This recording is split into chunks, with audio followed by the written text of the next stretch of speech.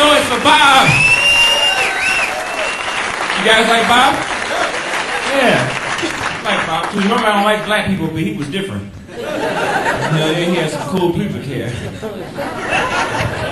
You guys ready to have a good time tonight? Oh, yeah. All right, let's give a big round of applause for all the U.S. troops over there fighting for us, making it possible to be here tonight.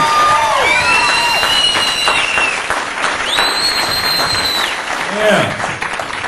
I just got back from overseas myself. I'm glad to be back home, because shit, I was gone for like 2 whole weeks. Hell yeah, anybody ever been to Montana? Montana's a pretty big state, people.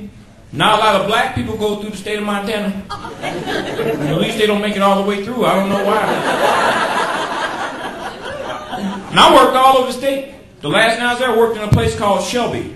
Now, if you're not familiar with Montana, Shelby's right near the Canadian border, just east of Glacier National Park. Now, the show went great. Now, I don't have complaints about the show, but afterwards, this drunk-ass redneck stumbles up to me and says, "Can I shake your hand?" And I'm like, "Sure." And he said, "This got to be the greatest moment for me ever." I'm like, "Oh, really? Why is that?" "Hell, never met a Mexican before." I said, "I don't know if you got that memo, but I'm not fucking Mexican. Actually, I'm Asian." So he took me out to this real nice China buffet after that. I started feeling bad, man. I felt like I deceived the guy. And I said, the least thing I can do is get him an autograph. To Jimmy Joe Bob, "Thanks for dinner. Everything was great.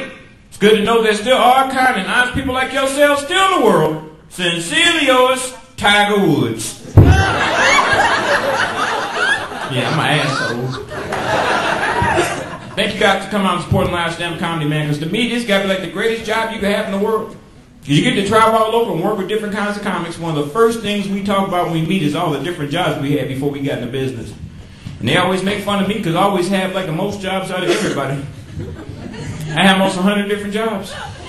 My favorite one was a few years ago back in Indianapolis. I had a job at the airport, taking luggage. And it was cool till they found out it was me. And that shit slowed down after that. Got my first big break in the comedy business. Got a job at the comedy club, but they didn't hire me and tell jokes and nothing like that. They hired me to be a security guard. I was like, why would they need a security guard at the comedy club of all places? And I was like the only brother in there too. Yeah, the name of the club was Crackers. It's like it's simple, Chris. Anytime some money comes up missing, we'll just come ask you about it.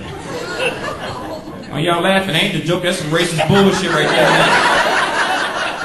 Anytime some money comes up missing, they gonna come ask me about it. So I just started taking credit card numbers after that. Hell yeah, I had to keep it real. That's why I like to call it incognito.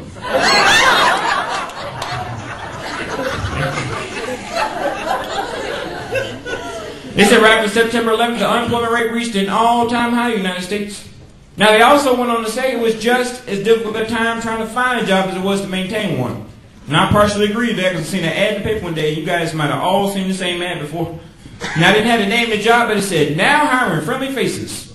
Must be willing to work with others in an excellent physical shape." And I was like, all right, that sounds just like me. Yeah, I called the number. Y'all know who it was? No, damn Jehovah's Witnesses. And operator's real sweet too. She's one of them Southern gals. She said, "Brother Shaw, this is a tedious and repetitive position. Before consideration, we'd like you to come in for a strength and endurance test. Amen?"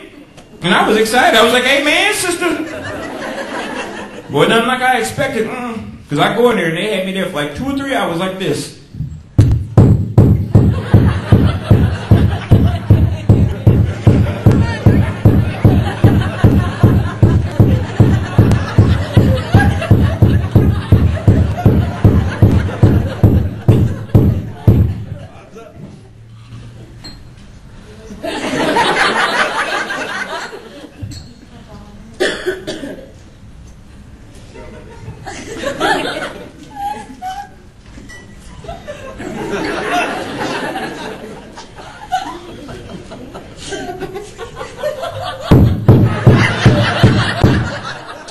Got back and watched professional football myself last year, man. I stopped for a couple years because they got too many stupid rules nowadays. They got a rule out now. You're not allowed to celebrate in the end zone after you score a touchdown. Now get this. They said some of the players were getting offended. I'm offended that the other players were dancing. I'm like, come on, man. It's hard for you to score a touchdown. You should at least be allowed to do one little simple dance. Right? Right? Yeah, and I'm picturing two white guys complaining in the NFL commissioner's office. Hey, man, this is bullshit. Because we can't even dance. I mean, you know we can do electric slide or a cabbage patch. We can't do this MC Hammer shit. We need some rules. Said they was getting offended, so what they gonna do next? Outlaw running fast? Yeah, catch the ball, you got the mall walk to the end zone. I'm glad you guys got that one, man. I did that joke in Mississippi a couple weeks ago. I had a group of white guys waiting on me in the parking lot. We can dance, fucker!